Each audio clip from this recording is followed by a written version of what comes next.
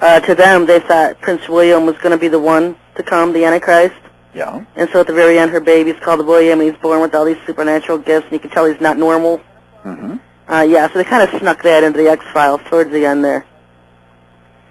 It had a huge following. You know what? I didn't catch on to it either until much later, after it had been showing. It's like sometimes I can be so slow and stupid. I should, if I had known back then that I was even going to be in the alien agenda, I would have started paying much more attention to the X-Files series than what I did. I watch TV now and then, but in recent years, the programming has been so powerful. Oh, I know. And so blatant that I'm a little careful. Sometimes I'll go through a show and I'll say, oh, look at this, and this. In one show, it's all programming, and I said, my gosh, it's really gotten strong. Yeah, and when you're a mom, and you're going to have to fight over Barney and the Wiggles and Garfield just to see something, it's not worth it. You can even be in the other room and say the kids are watching TV, and you'll see this rapid flashing. Yeah, have you ever noticed that? And it's right there on the screen, and they're juxtapositioning one image with another, kind of programming your mind. What is it? Because I have been looking inside of my own house or somebody else's, and you just see these huge glares coming off the TV. Yeah. But when you're watching the TV, you don't notice it. Mm-mm. But if you're in a room away from a TV or looking outside in, you see all these flashes coming out of the TV. Mm-hmm. Yeah, unreal. I'm wondering if they got that 25th programming frame in. I wouldn't be surprised. They call it the 666 frame. Mm-hmm. It's astonishing how just one frame, your subconscious will pick it up. Yeah, I'm wondering if, you wonder.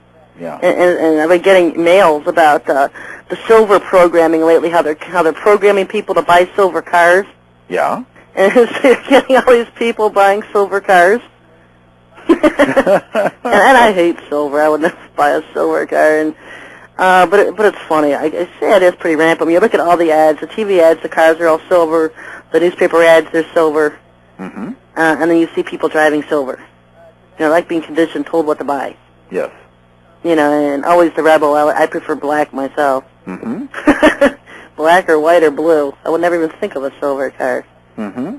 But yeah, that's different. And some people, a lady from Minnesota, is sending me stuff on the silver programming in that state. How so many people now are starting to buy silver. Yeah. What do you think of that Bible verse? They will throw their gold and silver in the street. Yeah. Well, it's not going to do you much good with an annex chasing you down it.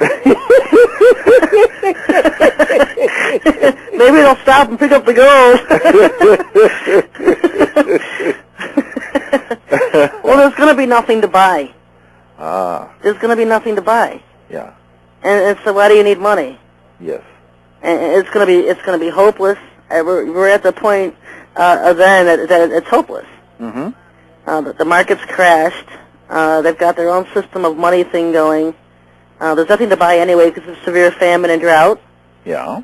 And so, yeah, I mean, what good's money going to do? You can't own anything. You rent. Even if you own your house, you're renting the land you put it on. Yes. You can never stop paying rent on that land or you will lose the house you paid for. Very quickly. So you own nothing. No. You own nothing. No, most people are a matter of weeks or a few months at the most away from if there's any interruption in their cash flow, it's well, really 90% of people, I remember reading this years ago, I don't know if it still stands today, 90% are one paycheck away from being homeless. Mm-hmm. One paycheck away. Yes.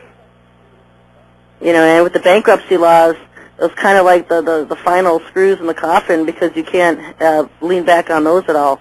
And they're designing everybody to be hard up on the government in the last days, to depend on the government. Mm-hmm. Big Brother's going to take care of you. Here, get our mark. Yes. Get our chip. You want to join our system?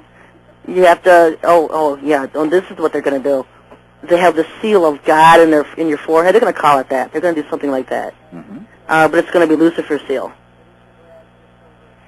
It's not going to be get the chip in your forehead. It's going to be get our seal of God. It's going to be very good. Mm-hmm. Because I've seen that. I wrote an article on it, 666 and the Phony Seal of God Club, mm-hmm. and how all of these pastors are being conditioned and they're leading the way for this. The Hinds and the Copelands and all the Masons that are posing as pastors.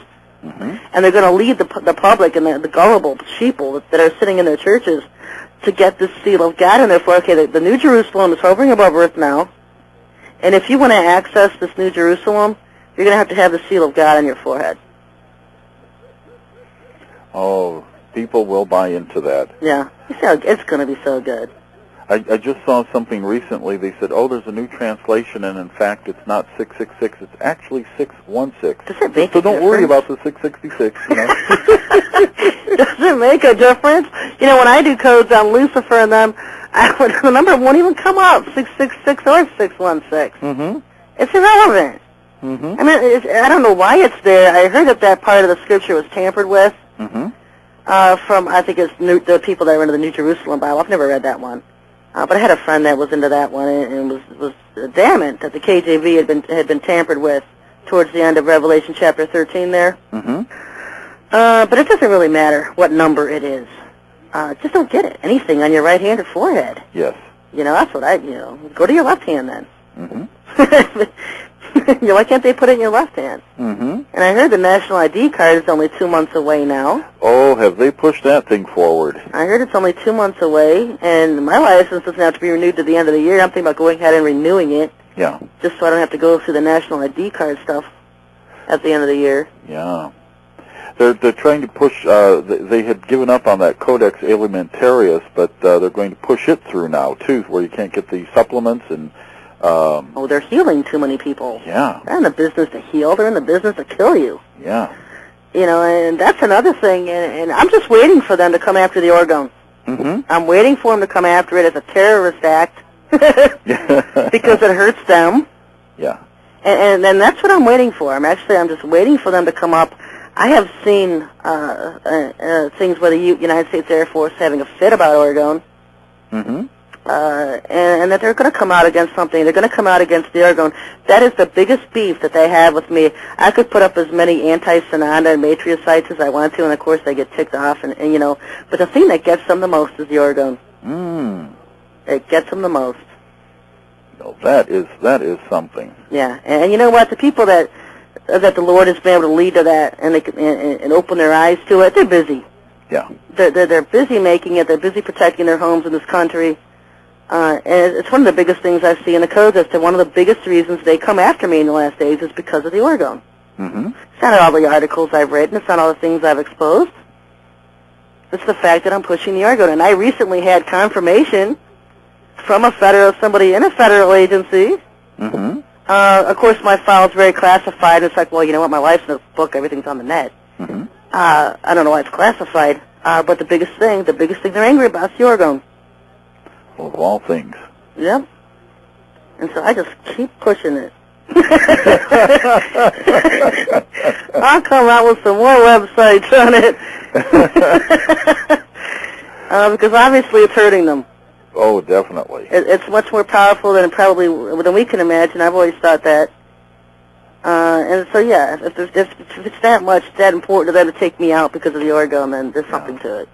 Yeah, I truly believe that there are things that you can have in your home that can either attract evil or repel it like crazy. Yeah. And people today often aren't very careful about that. It's one of the nicest things about getting ready for Passover is to go through your house and see, do I have anything here that's inappropriate, or should I have something in here as a safeguard, as a reminder of who I am and what I believe in. Yeah, I always wanted one of those huge shofars to hang on the wall. Oh, excellent. All right, well, we're going to wrap up the first hour. Okay. Well, I'll get off so someone else can call in, and God bless, and we'll listen to the rest of the show here. All right, thanks for calling in. Okay. All right, bye-bye. We're going to wrap up the first hour, folks, and we'll come back in about 5 minutes and start the second hour. We'll see you then in about 5 minutes.